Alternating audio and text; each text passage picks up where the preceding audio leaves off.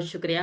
आपने जो वास्तविकता भी क्या चल रही हो बताई, तो इससे ये प्रूफ हो रहा है, ये समझ में आ रहा है कि संगठन और एकता से हम बहुत जल्दी ही अपने जीत को हासिल कर लेंगे। और ये होगा, बहुत जल्दी होगा। तो हम सबकी शुभकामना सभी के साथ है। अभी हमारा दूसरा जो सेगमेंट होता है, उस सेगमेंट के पहले हमारा वीकली रिपोर्ट होता है। तो मैं आपके समक्ष 28 जुलाई से लेके 3 अगस्त तक की वीकली रिपोर्ट प्रस्तुत करूंगी। और इस रिपोर्ट के बाद हम अपने रिसोर्स पर्सन का जो टॉपिक है उससे आपको रूबरू कराएंगे, वो अपनी डिटेल जानकारी देंगे। तो मेरा स्टार्ट करने के पहले मैं बंटी जी को वंदामी कहूंगी, बहुत बहुत शुक्रिया कहूंगी कि उन्होंने बहुत अच्छी जानकारी दी। तो आप चाहे तो हमारा प्रोग्राम कंटिन्यू कर सकते हैं। अगर आपका समय बहुत बिजी है तो आप लेफ्ट कर सकते हैं, अदरवाइज आप कंटिन्यू करेंगे तो हमें बहुत अच्छा लगेगा। तो आज की वीकली रिपोर्ट मैं प्रस्तुत करती हूँ 28 जुलाई से लेके 3 अगस्त तक की। 28 जुलाई 1928 को महिलाओं को प्रसूति के बाद मिलने वाली सुविधा के संबंध में जो चर्चा हो रही थी, उसमें डॉक्टर बाबा साहब अम्बेडकर इन्होंने बहुत ही जबरदस्त भाषण दिया था। 29 जुलाई 1927 को बहिष्कृत भारत का 9वां अंक प्रसिद्ध हुआ था, जिसमें हमारे टीकाकार यह अग्रलेख डॉक्टर बाबा साहब अम्बेडकर ने इसमें प्रस्तुत किया था बहिष्कृत भारत में। 29 जुलाई 1933 को कनान नदी को एक बहुत बड़ा महापूर आया था, जिससे कामठी शहर के 40 अस्पृश्य लोगों के घर पूरी तरह से जमींदोज हो चुके थे। तब कामठी के एल एन हरदास बाबू, जिन्होंने जय भीम का नारा लगाया, उन्होंने आगे बढ़कर सभी पूरग्रस्तों को आश्रय दिया था तथा उनकी काफी मदद भी की थी। 29 जुलाई 2025 मतलब अभी की बात है। तो ये जो है, मैं आपके सामने ये बताऊंगी कि 29 जुलाई 2025 को जो है नागपंचमी मनाई गई। तो नागपंचमी का त्योहार जो बड़े जोरदार से मनाया गया। तो इसमें आपको मैं बता दूं कि राजाओं की विरासत से जुड़ा हुआ ये त्योहार है। और आज भी भारत के सभी गांवों में परंपरा के तौर पर इसे मनाया जाता है। भारत की मूल सभ्यता और परंपरा नाग लोगों की परंपरा है। इसका संबंध नाग या सर्प से नहीं, बल्कि भारत के महान मूल नाग राजाओं से है, जिनकी सभ्यता और विरासत बहुत ही गौरवशाली, प्रगतिशील और प्रेरणादायी थी। यह त्योहार उन नाग लोगों का है जिन्होंने तथागत गौतम बुद्ध का संदेश पूरे भारत भर में फैलाया। नाग लोग तथागत बुद्ध के उपासक थे। नाग पंचमी मतलब 5 बहादुर नाग राजाओं से है। उनके खुद की स्वतंत्र और गणतांत्रिक, जिसको रिपब्लिक राज्य बोलते थे, जिसमें से है अनंत, सबसे बड़ा वो राज्य था जहाँ जो जम्मू कश्मीर में था। तो जम्मू कश्मीर का अनंतनाग यह शहर उनके स्मृति को याद करता है। दूसरे जो थे वासुकी नागराजा, ये कैलाश मानसरोवर सरोवर क्षेत्र का मुख्य प्रमुख था। तीसरा नागराजा तक्षक, उनकी याद में आज पाकिस्तान का तक्षशिला शहर है। चौथे जो थे नागराजा करकोटक। तो पांचवे जो थे ऐरावत, रावी नदी के पड़ोस में। इन 5 नागराजाओं की गणराज्य एक दूसरे के राज्यों से लगकर थी। उन्हीं के क्षेत्रों के लोगों ने इन 5 पराक्रमी बहादुर राजाओं को स्मरण करते हुए हर साल त्योहार को मनाना शुरू कर दिया। उससे ही नाग पंचमी के नाम से जाना जाता है। उसी का अनुकरण भारत के बाकी राज्यों के लोगों ने किया। यज्ञ वंशियों के द्वारा इन नाग राजाओं का रूपांतर बाद में सांपों में किया गया। जब से नाग पंचमी का ये सांपों का पंचमी हुई है, तथा बहुजनों को मूर्ख बनाने का जो षड्यंत्र शुरू हुआ है, तो आज नाग को दूध पिलाना और नागों की पूजा करना, इतना ही नहीं तो अर्थ नाग पंचमी का के द्वारा बहुजनों को नागराज्य के इतिहास से काफी दूर रखा गया। लेकिन आज भी लोग घर के दीवार पर 5 नाग निकालना नहीं भूले। वो 5 नाग मतलब हमारे पूर्वज 5 नाग राजाओं से है। आज भी भारत में कई जगहों पर बहुजन नाग पंचमी का इतिहास न जानते हुए सांपों को अपना भाई या भगवान मानते हैं।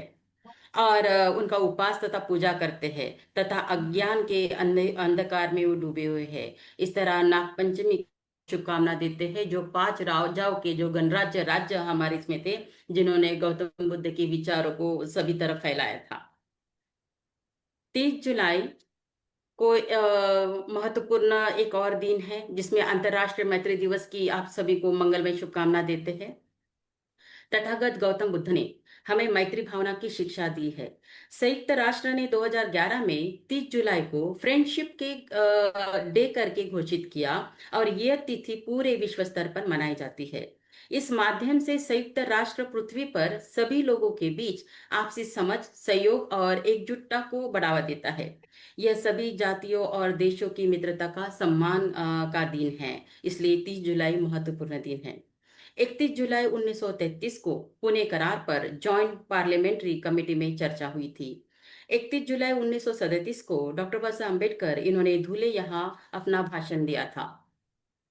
31 जुलाई 1940 को उधम सिंह, जो बहुत ही बड़े क्रांतिकारी है, पंजाब से बिलोंग करते थे, जो बलिदान दिवस के रूप में याद किया जाता है उनको। जनरल डायर इन्हें मारने हेतु उन्होंने उनको फांसी की शिक्षा दी गई थी, तो उन्होंने अपना पूरा संपूर्ण जीवन जो हमारे शत्रु थे उनको उनसे बदला लेने के लिए किया, और आखिर में लोगों को न्याय दिलाने की, जो निरपराध लोग थे उनको न्याय उन्होंने दिलाया। 31 जुलाई 1941 को भारत मंत्री कर्नल अमेरी इन्हें डॉक्टर बाबा साहब अम्बेडकर इन्होंने टेलीग्राम भेजा था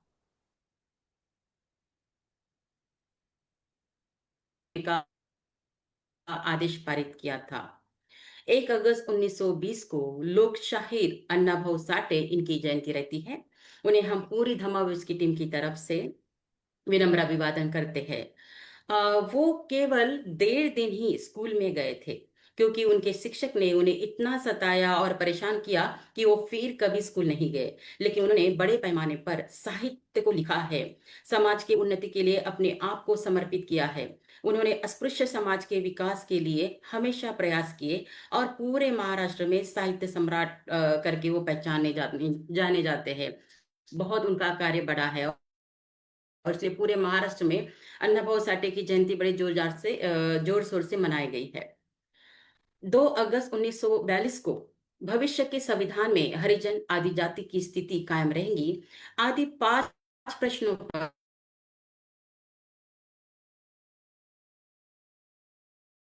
महाराष्ट्र में प्रसिद्ध भी किया था। 2 अगस्त को हम देखते हैं कि 3 अगस्त 1928 को मुंबई प्रांतीय समिति पर डॉक्टर बाबा साहब अम्बेडकर इन्हें सदस्य के रूप में चुना गया था, तथा बम्बई काउंसिल में महार वतन बिल पर डॉक्टर बाबा साहब अम्बेडकर जी का भाषण हुआ था। 3 अगस्त 2025 मतलब आज का दिन, आज पूरे देश में, पूरे भारत देश में हमारा हैप्पी फ्रेंडशिप डे मनाया दिवस, बुद्धमय दिवस इनको माना जाता है, बुद्धमय मैत्री का दिवस। माननीय तथागत गौतम बुद्ध ने जिनको रिश्तों का परिचय करके दिया, वह रिश्ता मतलब दोस्ती है, फ्रेंडशिप है। भवतु सब्ब मंगलम। फ्रेंडशिप डे की आप सभी को मंगलमय शुभकामना हम देते हैं। इसमें ऐसा बताया है कि जन्म के लिए, जन्म लिए हुए हर जीवों से मैत्री रखो, यही बुद्ध का मंगलमय मैत्री संदेश है। 3 अगस्त 1958 को फ्रेंडशिप डे सेलिब्रेट करने का दिन इसको माना जाता है, क्योंकि भारत में अगस्त के पहले रविवार को, संडे को फ्रेंडशिप डे सेलिब्रेट किया जाता है। सन 1958 से पूर्व में ये शुरू किया गया था। फ्रेंडशिप डे का कार्यक्रम दक्षिण अमेरिका के उरुग्वे देशों में मनाया जाता है, लेकिन यह मैत्री दिन 2568 सालों के पहले तथागत गौतम बुद्ध ने इसको शुरू किया था, क्योंकि सभी से करुणा और अहिंसा तथा मैत्रीपूर्ण भाव से रहना चाहिए, ऐसा तथागत गौतम बुद्ध का उद्देश्य था। इस तरह से आप सबको पुनः एक बार फ्रेंडशिप डे की बहुत बहुत शुभकामना देते हैं, मैत्री दिवस की शुभकामना देते हैं। इस तरह मैंने आपके समक्ष 28 जुलाई से लेके 3 अगस्त तक की वीकली रिपोर्ट प्रस्तुत की हूँ। बहुत बहुत धन्यवाद। नमो बुद्धाय, जय भीम। अब हम आते हैं हमारे दूसरे सेगमेंट की तरफ। हमारा दूसरा सेगमेंट आपके लिए बहुत महत्वपूर्ण है, क्योंकि जो आज हमारा टॉपिक है वो हमारा टॉपिक काफी महत्वपूर्ण है। क्योंकि मैंने जब इसके बारे में पढ़ा था, तो बंगाल में बहुत सारी नदियां हैं, और हमेशा बाढ़ आता था। तो जब बाढ़ आता था तो लोग बोलते हैं कि ये नदियां शैतान हैं, लेकिन बाबा साहब ने उनको बता दिया कि ये शैतान नहीं है, मानव के लिए कितना उपयुक्त है। उसी के टॉपिक से रिलेटेड आज हमारा जो विषय है, तो उसके बारे में आपको बताऊंगी। डॉक्टर बाबा साहब अम्बेडकर की भारत की जल और विद्युत नीति, कैसे वो निर्माता थे। Doctor Ambedkar the architect of the India's water and power policy, जो आज भी हम सबको बहुत बहुत ही महत्वपूर्ण है, बहुत उपयोग के लिए है। जो अंधश्रद्धा है, जो बाजू में करने का कार्य डॉक्टर बाबा साहब अम्बेडकर ने किया था, तो उनके बारे में आज हमें जानकारी देने के लिए, आज आप सब उनको जानते हैं, हमारा जो रिसोर्स पर्सन है मनोहर बिरदी जी, उनके बारे में सब जानते हैं, इसलिए मैं बहुत ही ब्रीफली छोटा से उनके बारे में संक्षिप्त मालूमात दूंगी। मनोहर बिरदी जी, आप जो है 45 वर्षों से डॉक्टर बाबा साहेब अम्बेडकर के मिशन में कार्यरत है। आपने 1980 से मान्यवर काशीराम जी के आंदोलन से जुड़कर वाम सब के कार्यकर्ता के रूप में यात्रा शुरू की है। आप तक्षशिला बुद्ध महाविहार पंजाब, धम्माविस और तक्षशिला साहित्य केंद्र के संस्थापक सदस्य भी है। आप पिछले 35 वर्षों से भारत में शिक्षा के क्षेत्र में सेवा कर रहे हैं। आप जो है 2 विद्यालयों का संचालन कर रहे हैं। विभिन्न बौद्ध और अम्बेडकरवादी संगठनों के आप सदस्य भी है।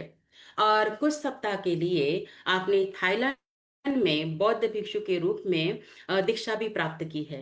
तो बहुत ही अच्छा आपका कार्य है, हम इनको बहुत बहुत सराहते हैं, और ऐसे ही आप कार्य हमेशा शुरू रखेंगे और हमारे पूरे समाज को इसका फायदा होगा। तो मैं आपके टॉपिक को फिर से एक बार दोहराती हूँ कि डॉक्टर अंबेडकर भारत की जल और विद्युत नीति के निर्माता थे, और वो आज हम पूरे भारतवासियों के लिए कितना फायदेमंद है, इसके बारे में आप जानकारी देने के हम आपका बहुत बहुत स्वागत करते हैं।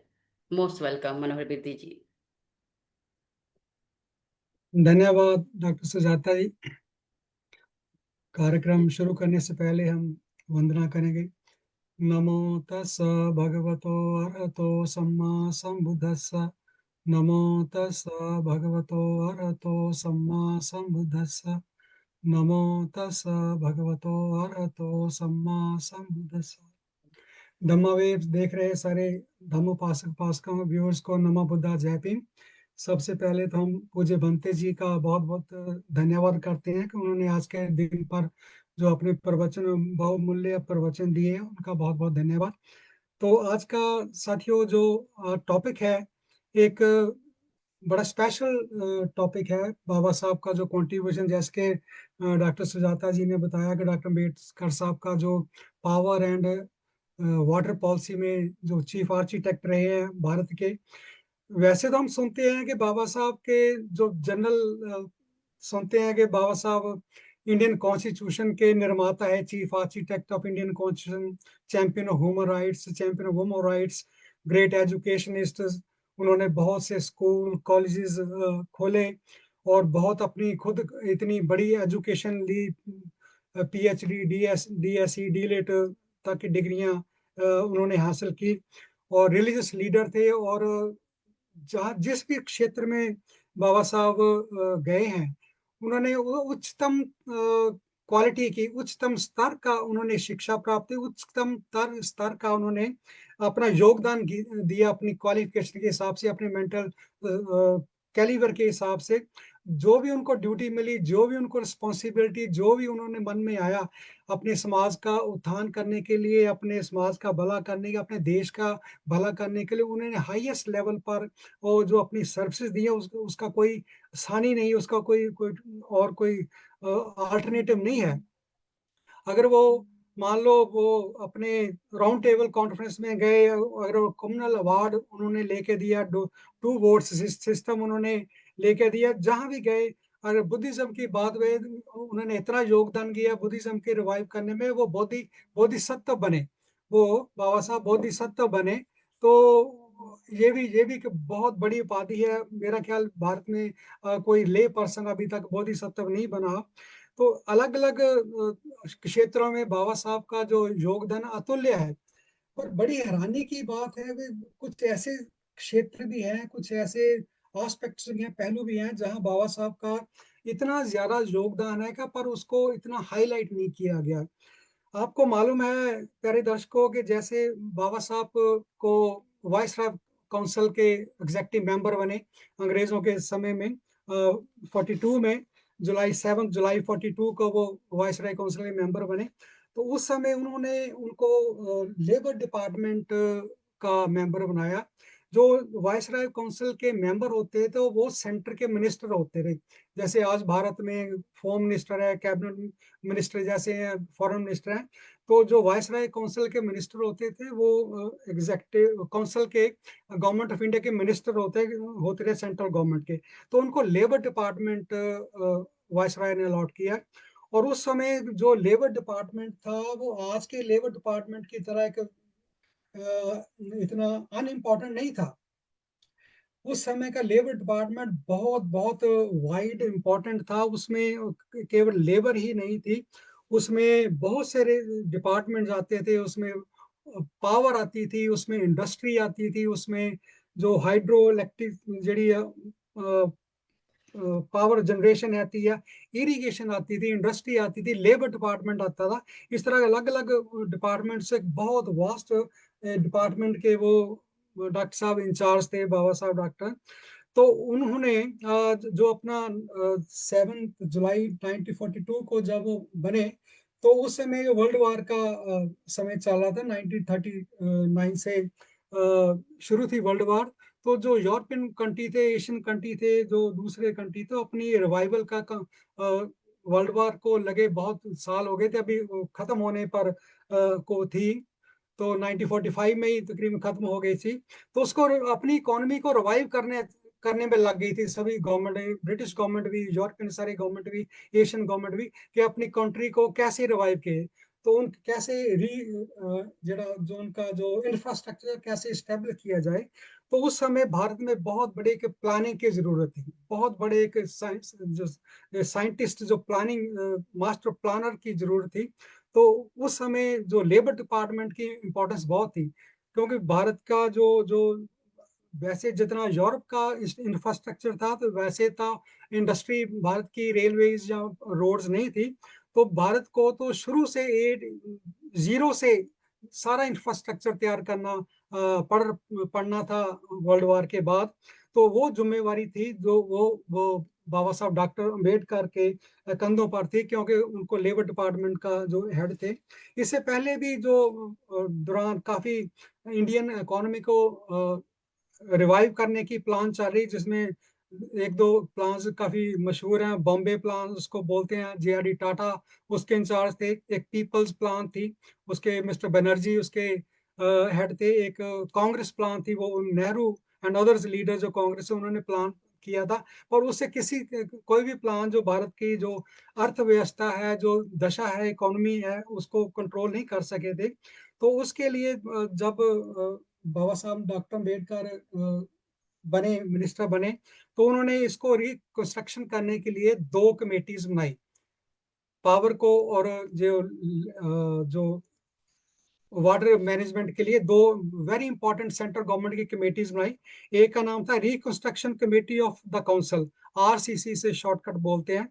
तो इसके चेयरमैन वाइसराय होते थे, और कैबिनेट मेंबर बाबा साहब थे, उसके मेंबर थे। तो इनका इनका दूसरा था रिकंस्ट्रक्शन एंड डेवलपमेंट प्लान। इसका टू फोल्ड इसका जो था मकसद था, उसको एजेंडा था। तो to raise the people's standard of living as a whole, and provide jobs for all the country, and to ensure produced wealth was distributed in the equitability. जो धन इसमें अपनी जो इकोनॉमी है उसका जो धन डिस्ट्रीब्यूशन है, सभी के समान बराबर हो, इसके किसी के मोनोपली हो ना हो, और लोगों का जो लिविंग कंडीशन है उसको रेज किया जाए। तो इस तरह जो इकोनॉमिक प्लान दो कमेटी से, दोनों के बाबा साहब मेंबर थे, एक कमेटी के वो चेयरमैन थे। तो उस समय जैसे कि डॉक्टर सुजाता जी ने बताया कि उन नदियों में बाढ़ बहुत बहुत बहुत आता था। तो ऐसा मानना था भी, जैसे जो जब बाढ़ आता था तो जो अब तक जो इकोनॉमी की प्लान बनी थी, वाटर पॉलिसी बनी थी, उसके बारे में थोड़ा आपके साथ शेयर करें। वो पॉलिसी इतनी थी भी, जो नदियों के रिवर्स के एम्बैंकमेंट्स करते हैं, उसके किनारे उसको बड़े कर दो, उससे ज्यादा हो, ताकि उसके बाढ़ रुक जाए, गाँव में ना ना जाए। तो बस इतनी प्लानिंग थी, इसके अलावा किनारे ऊंचे करने से अलावा कोई और प्लानिंग उनकी नहीं थी। तो बाबा साहब जब आए, डॉक्टर अंबेडकर साहब, तो जब उन्होंने एक तीन तीन बांध उन्होंने बनाई थी। एक जो हीराकुंड बांध की कॉन्फ्रेंस में उनकी वर्डिंग आपको पढ़कर सुनाता हूँ। In response to Odisha's request to the Labour Department arranged a conference on November 8, 1945 between Government of India and Government of Odisha and central provinces and eastern states. Dr. Ambedkar, who chaired the meeting, observed that the members of the previous committee on flood problems, I am sorry to say that they did not bring the right approach to bear the problem. They were influenced by the idea that the water in excess quality is an evil. ज्यादा पानी आना, बाबा साहब कहते हैं, लोगों का मत है एक ईवल है, कि कर्स है, एक अभिशाप है ज्यादा पानी। और वो बाबा साहब कहते हैं, what needs to be done, it is let it to be run into the sea in an ordinary way. तो लोग उस समय सोते, जो प्लानिंग करते थे, जितना पानी आता है ये कर्स है, कि ईवल है, इसको समुद्र में जाने दो, इसको समुद्र में जाने दो, तो इसको रोकने की कोई जरूरत नहीं। तो इसके बाद जब बाबा साहब अपने आए, उन्होंने जो अपनी वाटर पॉलिसी में जो चेंजेस लाई, तो पहली बार ये उन्होंने बाबा साहब को उन्होंने सोचा भी, जो बाबा साहब आगे बताते हैं, वाटर को एक वेल्थ माना, एक कर्ज नहीं माना, एक अभिशाप नहीं माना। बाबा साहब ने वाटर को एक दौलत माना, एक धन माना। बाबा साहब बोलते हैं, water constitute the basic wealth of the country, it's the basic wealth of the country. From water will come irrigation, food production, cheap power, and industrial development, cheap transport, fish culture, producing protective food for the masses, opportunity for employment. From these revenues will occur to the state in the ever increasing measures and could be used in education, public health, and other essential nations building activities. बाबा साहब ने कहा है, जो पानी का धन है, इसको कैसे यूज किया जा सकता है, इसको बचाना चाहिए, इसको वेस्ट नहीं कर सकते, इससे देश की इकोनॉमी जो खड़ी होती है। तो बाबा साहब ने जो अपने समय में बहुत थोड़े समय 1942 से 1945 तक वो उसके 6 तक वो वायसराय काउंसिल के मेंबर रहे। उन्होंने 3 जो अपने प्रोजेक्ट, क्योंकि रिवर की और पावर पॉलिसी रिवर की डिपेंड करती, वाटर के साथ डिपेंड करती, 3 उन्होंने प्रोजेक्ट प्लान जेडे आर्किटेक्ट डिजाइन किए। एक था दामोदर वैली प्रोजेक्ट, दूसरा हीराकुंड प्रोजेक्ट, और तीसरा था सोन वैली रिवर प्रोजेक्ट। इन तीनों के बारे में थोड़ा थोड़ा आपसे साथ थोड़ा मैं शेयर करूंगा। तो जो रिवर वाली प्रोजेक्ट हैगा, जे बिहार से रिवर दामोदर वैली पर दामोदर वैली प्रोजेक्ट बिहार से शुरू होता है, वेस्टर्न बिहार से, तो बंगाल में ये जाता है। तो पहली बार जब बाबा साहब बने, तो वाटर को वेस्ट करने के लिए मल्टीपर्पज प्रोजेक्ट का आइडिया बाबा साहब ने लाया पहली बार। जो पानी है उसको मल्टीपर्पज प्रोजेक्ट लाया। तो उसके लिए मल्टीपर्पज प्रोजेक्ट के लिए जो दो मैंने बताया, जो दो टेक्निकल ऑर्गेनाइजेशन बनाई, central waterways irrigation and navigation commission and central technical power board. दो दो उन्हें, एक बिजली बनाने के लिए, एक वाटर रिसोर्स को प्रोजेक्ट को करने के लिए। तो जो दामोदर वैली प्रोजेक्ट हैगा, इसको उस समय बहुत भयानक बाढ़ आती थी दामोदर में। इसको it was called the river of sorrow, एक सौरो का रिवर इसको कहा जाता था, इसका नाम था। बहुत 1907 में, 10, 11 में, 13 में बहुत ज्यादा इसमें फ्लड आए। और इसी एम्बैंकमेंट का काम, जो इस पे किनारे ऊंचे करने का काम 1856 में से लेकर 1859 तक उसके किनारे ऊंचे कर रहे थे, पर इसका फ्लड कंट्रोल नहीं हुआ था। 1913 तक वे इसके आते रहे, पर बाबा साहब ने जब आकर इसको मल्टीपर्पज प्रोजेक्ट की तरह इसको इनिशिएट किया, और इसमें उन्होंने 8 डैम बनाने का प्रोजेक्ट किया। जो उनकी टेक्निकल टीम थी, उसको 8 डैम दामोदर वैली रिवर पर बनाने की प्लान तैयार किया। बाबा साहब ने बताया कि जब ये प्लान तैयार हो जाएगा, सब सब रेडी हो जाएगा, तो उसमें 47 लाख एकड़ फीट जो एरिया रिजर्व जो कैपेसिटी बनेगी वाटर सोर्स करने की, और 7,60,000 एकड़ में इरिगेशन की फैसिलिटी आएगी, और 3 लाख किलोवाट जो इलेक्ट्रिक एनर्जी इससे पैदा होकर दामोदर वैली से, और 5 मिलियन जो पीपल है उनको रोजगार मिलेगा डायरेक्टली और इनडायरेक्टली। इतना बड़ा प्रोजेक्ट था। और बाबा साहब जो मैंने बताया जो काम करते तो हाईएस्ट क्वालिटी का करते थे, कोई देसी देसी काम का उनका नहीं था। इस प्रोजेक्ट के लिए उन्होंने 4 इंजीनियर्स थे, जो टेनिसी वाली प्रोजेक्ट था अमेरिका का, और उसे 4 इंजीनियर इनवाइट किए। उनके दो के नाम है mister Rose Ross M Regal and Fred Slammer. ये दो जो हाइड्रो इलेक्ट्रिसिटी पावर के जो एक्सपर्ट थे, इन चार में दो, उनको इनवाइट किए दामोदर वैली प्रोजेक्ट को इनिशिएट करने के लिए। और इसके बाद तो उनका जो दूसरा प्रोजेक्ट था हीराकुड, हीराकुड जो प्रोजेक्ट था, ये उड़ीसा में बहुत भयानक उस समय फ्लड आते थे। उड़ीसा की महानदी उसमें थी, सबसे बड़ी नदी महानदी था, बहुत ज्यादा उसमें फ्लड आते थे। तो जब बाबा साहब ने दामोदर वैली प्रोजेक्ट का प्लान तैयार करके गवर्नमेंट ऑफ इंडिया दिया, तो उड़ीसा की जो सरकार थी उन्होंने बाबा साहब को अप्रोच किया, हमारे भी ब्लड की बहुत ज्यादा फ्लड की बहुत ज्यादा समस्या है, हमारी बहुत तबाही होती है, हमारे लिए भी कोई प्लान तैयार करो। तो बाबा साहब ने महानदी रिवर के लिए हीराकुड जो प्रोजेक्ट तैयार किया। तो ये हीराकुड जो प्रोजेक्ट है, ये वर्ल्ड का लॉन्गेस्ट अर्थन डैम बना बाद में, जिसकी लंबाई 25.8 किलोमीटर लंबा ये बांध है, हीराकुंड बांध, जो 200 फुट हाइट है। इसमें जो जो 16 मील इसकी लंबाई जो बनती है, ये उड़ीसा में इस महानदी का, इसका जो जो बाबा साहब ने कुछ जो उनकी नॉलेज थी ना, वो वास्ट थी।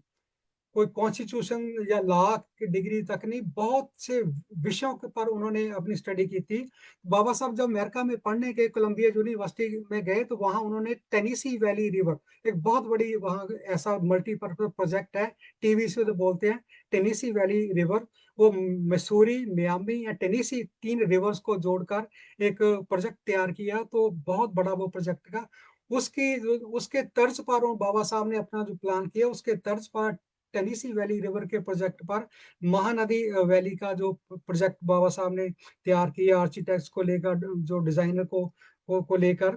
तो उसमें बाबा साहब ने बताया कि इरिगेशन का जो एरिया है, 1,55,635 हेक्टेयर एरिया जो खरीफ में उसको इरिगेशन मिलेगी, और जो ड्राई सीजन है उसमें 1,08,385 हेक्टेयर जो उसमें इरिगेशन होगी। उसमें 2 पावर स्टेशन लगेंगे, 347.5 मेगावाट के और 259.8 मेगावाट के। तो ये बने बाद में थे। इतना बड़ा जो प्रोजेक्ट है बाबा साहब ने जो तैयार किया जो उसके लिए।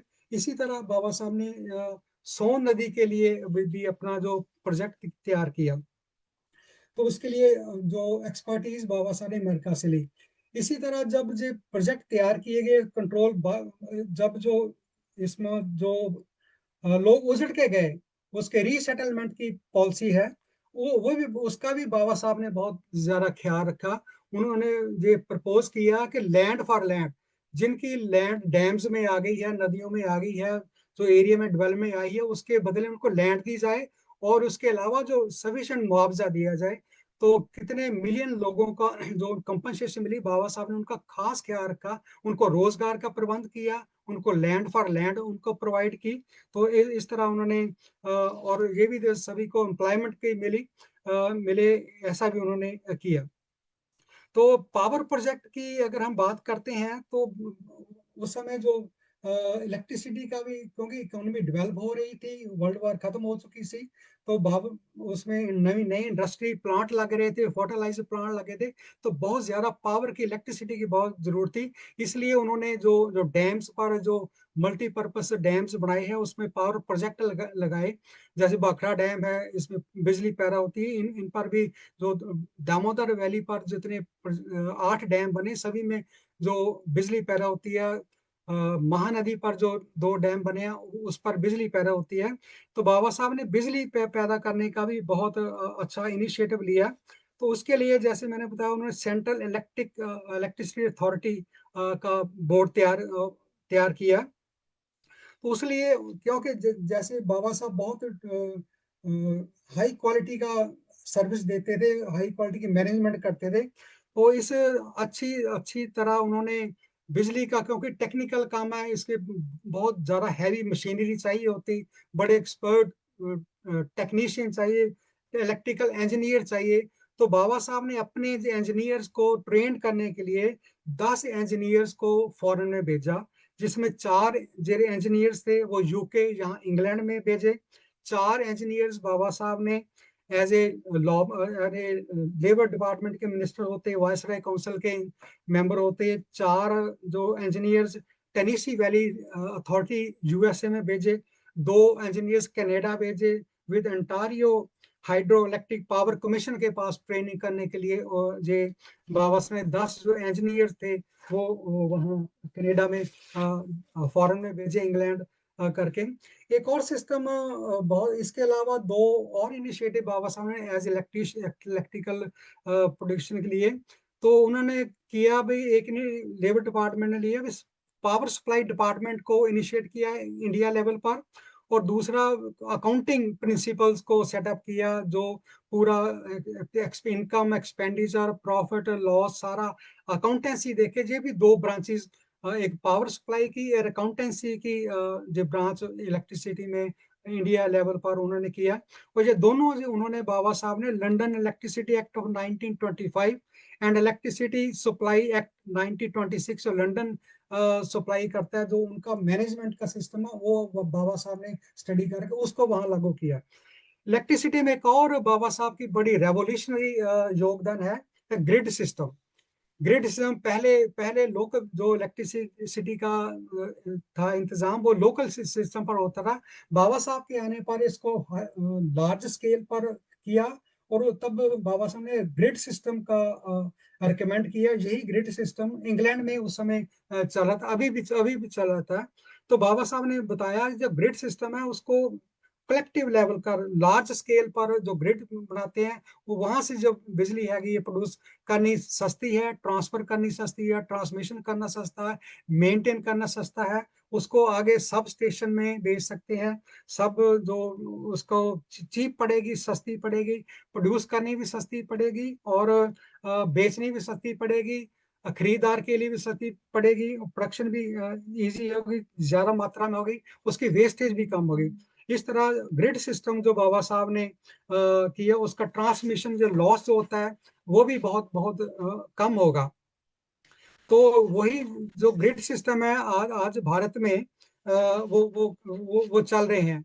ये 5 ग्रिड सिस्टम अभी तभी से चल रहे हैं जब बाबा साहब लेबर डिपार्टमेंट के इंचार्ज थे।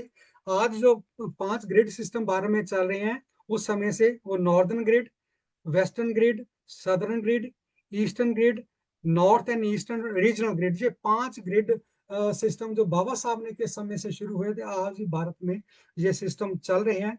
तो इस तरह बाबा साहब ने जो अपना वाटर पॉलिसी में और इलेक्ट्रिसिटी पॉलिसी में अपना योगदान दिया, उसको हाईलाइट करने के लिए, जब उसको ऑनर करने के लिए एक और एग्जांपल देना चाहूंगा। Honouring doctor Ambedkar pivotal role in India water and development policy, glowing tribute to Baba Sahab Ambedkar during the maritime investment summit 2016 में, जब करंट बीजेपी गवर्नमेंट आई थी, तो 2016 में मुंबई में मैरीटाइम इन्वेस्टमेंट समिट हुई। तो वहां पर प्राइम मिनिस्टर मोदी ने he acknowledge the doctor Ambedkar as the architect of India's water and river navigation policy. Mr. Modi emphasized the establishment of significant institutions by Ambedkar, such as the Central Waterways Irrigation and Navigation Commission and Technical Power Board. This showing आज जो भारत जो water commission है, वो central water commission है, वो बाबा साहब के समय का बनाया हुआ उसी का ही रूप है।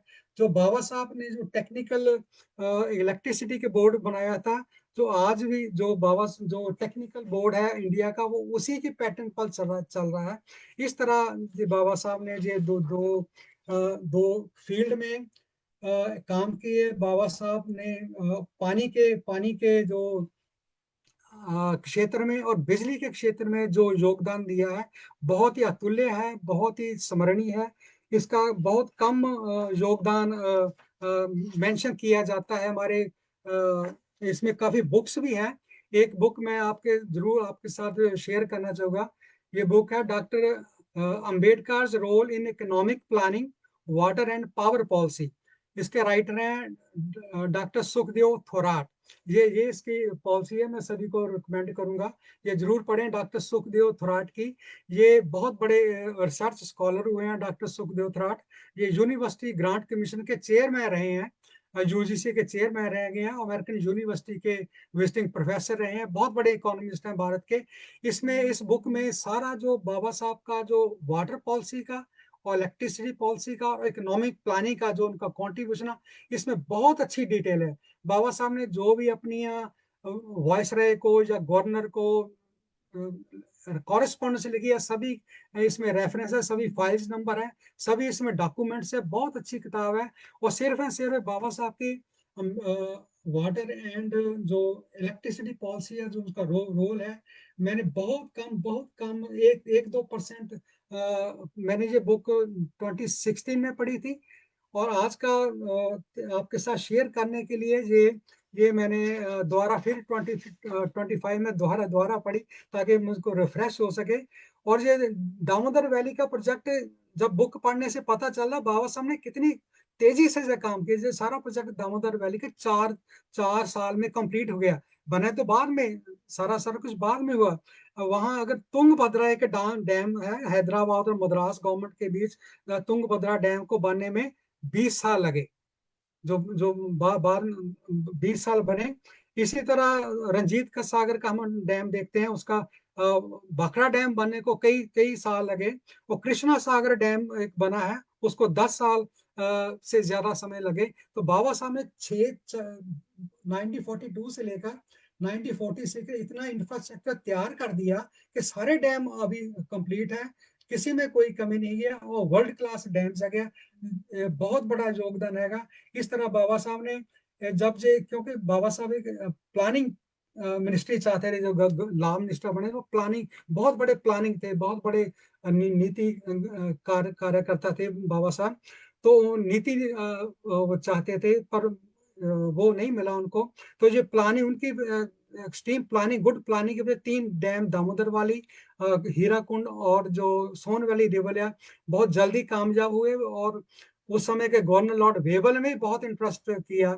और मैं कह सकता जैसे टेनिसी वाली रिवर को प्रेसिडेंट रूजवेल्ट ने अपना पर्सनल इंटरेस्ट लेकर उसको कामयाब किया रिकॉर्ड टाइम में, इसी तरह बाबा साहब ने दामोदर वैली रिवर को प्रोजेक्ट को हीराकुंड को अपना पर्सनल इंटरेस्ट लेकर प्रेसिडेंट रूजवेल्ट की तरह एक मिसाल कायम करके ये तीनों प्रोजेक्ट जो तैयार किए, निर्माण किया। तो बाबा साहब का बहुत बहुत योगदान है। भारत सरकार उसको जैसे मैंने बताया, मोदी ने ऑनर किया, माना बाबा साहब का बहुत योगदान है। तो इस तरह बाबा साहब के और बड़े योगदान है। किसी नेक्स्ट टाइम हम बाबा साहब का रोल जो लेबर के लिए, क्योंकि लेबर मिनिस्टर, लेबर के लिए जो मजदूर के लिए किया, वो भी बहुत एक योगदान है। जो 8 घंटे, 12, 14, 16 घंटे की शिफ्ट होती है, जो 8 घंटे बनी है, तो लेडीज को मैटरनिटी लीव की वे सब बाबा साहब की देन है, उसके समय की देन है। सब उसी समय हुआ, 1942 से 1946 के बीच में हुआ। तो बाबा साहब के जो अनछुए जो उनके पहलू हैं, उनको हमने टच करने की, आप तक पहुंचाने की कोशिश की। आपका बहुत बहुत धन्यवाद, हमने समय निकाल कर, क्योंकि हमारा बोलने का, हमारा रिसर्च करने का, प्रोजेक्ट लेकर सब्जेक्ट लेकर आने का तभी फायदा, क्योंकि आप सुनते हैं, आप समय निकालते हैं, धम्मावेब पर संडे को ज्वाइन करते हैं, आप सुनते हैं धम्म के बारे में, बाबा साहब के मिशन। हमारे पास जो थोड़ी बहुत ही जानकारी होती है, हम आपके साथ शेयर करना चाहते हैं, ताकि बाबा साहब का मिशन है, जो उनका योगदान है, जो बुद्धा का संदेश है, घर घर तक पहुंचेगा। यही धम्मावेब का मिशन है, ये उनका प्रोजेक्ट है, उसी को लेकर हम चल रहे हैं, हमारी टीम सभी चल रही है। एक बार फिर आपका समय देने का, सभी उपासकों का, जो व्यूअर्स का बहुत-बहुत धन्यवाद। नमो बुद्धा, जय भीम। नमो बुद्धाय, जय भीम। आपने बहुत ही विस्तारित जानकारी इतने कम समय में दी, क्योंकि ये विषय जो है नीति और विद्युत नीति, क्योंकि इसी समय से हमें ये पता चलता है कि जो लोग सोचते हैं कि डॉक्टर बाबा साहब अम्बेडकर ये सिर्फ दलितों के मसीहा है, तो उनके सामने एक बहुत बड़ा उदाहरण है कि बाबा साहब ने पूरे देश के लिए किया है। और आप ये देखेंगे कि बाबा साहब कहते थे, I am the first Indian and last Indian. तो इस वजह से ये जो बोलते हैं लोग, तो एक तरह के उनके ऊपर तो तमाचा है। उन्होंने अच्छे से पढ़ाई करनी चाहिए, तो लोग इस तरह से बातें नहीं करेंगे जो विरोधक है कि दलितों के मसीहा करके। तो आपने बहुत अच्छी जानकारी हमें इसमें दी है। उन्होंने जल के बारे में तो किया किया, विद्युत के बारे में भी किया। जो जो एक्सेस वाटर होता था, जिसको लोग अंधश्रद्धा के माध्यम से वो बोलते थे कि शैतान है, लेकिन वो कर्स नहीं था, वो एक तरह से हमारे लिए बहुत बड़ा ब्लेसिंग था, आशीर्वाद था। और ये प्रूफ करके उन्होंने साइंटिफिक वे से बताया। तो बहुत बहुत शुक्रिया आपका। अभी हम चलते हैं हमारा जो आखिरी का, हाँ जी, हमारा जो दूसरा सेगमेंट तो यहाँ पे समाप्त हो चुका है। तो हम कार्यक्रम के आखिर में चलते हैं। और आखिर में हम अभी देखेंगे कि अगर हमारे डॉक्टर हरमन बिरदी सिंह कोई कुछ बात बोलना चाहेंगे आपके लिए, तो प्लीज हम आपको आमंत्रित करते हैं। Most most welcome. आपका नमो बुद्धाय, जय भीम। मैं अपनी ओर से, नमोदय। वैसे तो मनोहर बिरदी जी भी फाउंडर मेंबर है, सारी धम्मा वेव की टीम से मनोहर बिरदी जी का बहुत धन्यवादी हूँ, जिन्होंने इतनी मेहनत करके जो फैक्ट एंड फिगर लोगों को बताए। मेरा ख्याल है कि बहुत से लोगों को इसके बारे में पता ही नहीं होगा। तो क्योंकि बस बाबा साहब ने संविधान बनाया, बाबा साहब ने रिजर्वेशन दवाई, बाबा साहब मुक्ति के, नारी के मुक्ति देवता, यानी ऐसी ही चीज़ों का है। लेकिन ये जो बातें आज मनोहर जी ने बताई है, मुझे पूरी उम्मीद है कि जो हमारे सुनने वाले हैं, जो देखने वाले हैं, उनको ये सुनकर हैरानी हुई होगी कि बाबा साहब एक विशाल दिमाग थे। तो जिन्होंने, जिसको एक बुरी बात समझा जाता था, पानी को, जो बेमतलब आ जाता था, उसको एक बहुत अनमोल चीज बना दिया। तो मैं मनोज जी का बहुत बहुत धन्यवाद करता हूँ। ऐसे ही आगे के लिए जो इशू लोगों को पता नहीं है, वो हमें लोगों को बताना है कि बाबा साहब कितने महान पुरुष थे। उन्होंने कोई भी ऐसा इशू नहीं छोड़ा जिसके बारे में उन्होंने हमें नहीं बताया। Thank you very much. जी जी, बहुत शुक्रिया। तो आपने जो किताब बताई है डॉक्टर सुखदेव राव थोरात जी की, वो काफी होशियार तो है, लेकिन बहुत डेप्थ में उन्होंने स्टडी की। बहुत ज्यादा साल लगा कि उन्होंने बाबा साहब के पूरे रिकॉर्ड निकाले, और उसके बाद उन्होंने वो किताब लिखी है। तो हम चाहेंगे कि डॉक्टर सुखदेव थोरात को हम अपने धमावेश की बुलाएंगे, और वो अपने व्यूज यहाँ पे शेयर करेंगे, उनको कितनी समस्याएं हुई और किस तरह से वो सक्सेसफुल रहे इसमें। क्योंकि 25 सितंबर 2025 को चंद्रपुर में एक बहुत बड़ा एक कॉन्फ्रेंस होने जा रहा है, राजाभाऊ डॉक्टर राजाभाऊ खोबरागड़े के ऊपर। तो उसमें उन्होंने मुझे भी स्पीकर करके बुलाया है, रिसोर्स पर्सन करके, और उसमें सुखदेव राव थोरात जी भी है। तो हम उनसे उस समय में जब बात करेंगे कि हमारे धम्मा इस पे आइए और अपनी बात रखिए। ये तो किताब के थ्रू लोग पढ़ते हैं, लेकिन वो आमने सामने जब रहेंगे तो बहुत डिटेल में बता पाएंगे। तो जरूर हम उनको धम्मा इस पे लाने की कोशिश करेंगे। तो समय को ध्यान में रखते हुए आज हमारा कार्यक्रम का अंतिम पड़ाव आ चुका है।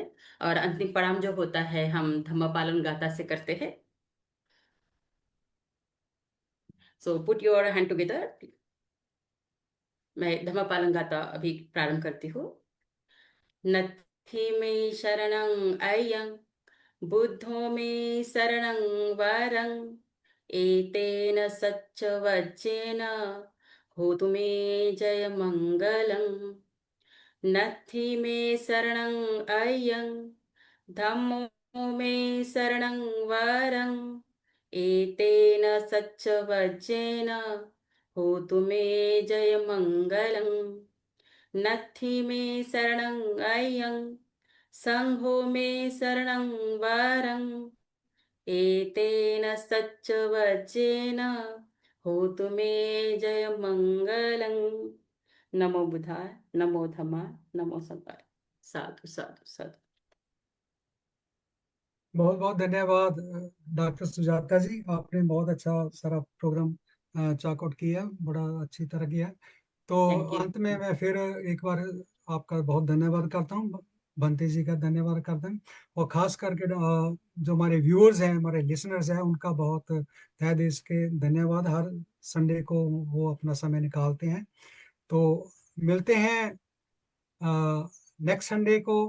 अ, अभी हमने एक इसको और अपडेट करने की कोशिश कर रहे हैं धमाके को। जैसे लास्ट वीक में शहीद उधम सिंह जी का जो शहीदी दिन था 31 जुलाई को, जैसे डॉक्टर जाता जी ने बताया उनका अपनी वीकली रिपोर्ट में भी, तो उनके उनके शहीदी दिवस पर भी मैंने प्रोग्राम किया था। हम वीक डेज में भी प्रोग्राम करने की अभी कोशिश करेंगे जल्दी ही। तो इसी तरह हमारा साथ देते रहिए। तो अंत में मैं फिर आपका बहुत बहुत धन्यवाद करता हूँ। अभी प्रोग्राम की समाप्ति है। नमो बुद्धा, जय भीम। नमो बुद्धाय जय भीम। नमो बुधाय, जय भीम।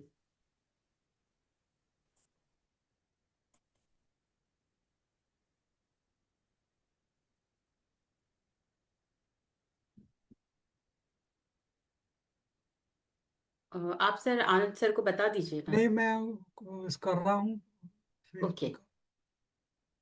कट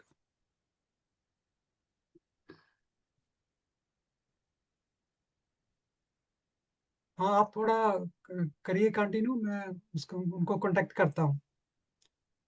जी जी। एक मिनट, मुझे कॉल आ रहा है सर का। क्योंकि बाली सी बिजी है हेलो। हाँ उनके, सर। तो हमारी थोड़ा टेक्निकल प्रॉब्लम आ रही है इसको साइन ऑफ करने में।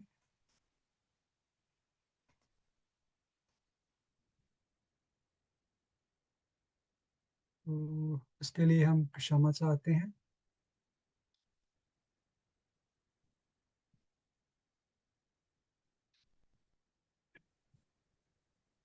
तो आप सभी को हम ये कहना चाहेंगे कि अगले संडे को फिर हम आप सबके साथ रूबरू होंगे, और हमारे साथ और बहुत ही ज्ञानवर्धक ऐसे भंते जी साथ में रहेंगे, और साथ में रिसोर्स पर्सन भी हमारे साथ में रहेंगे।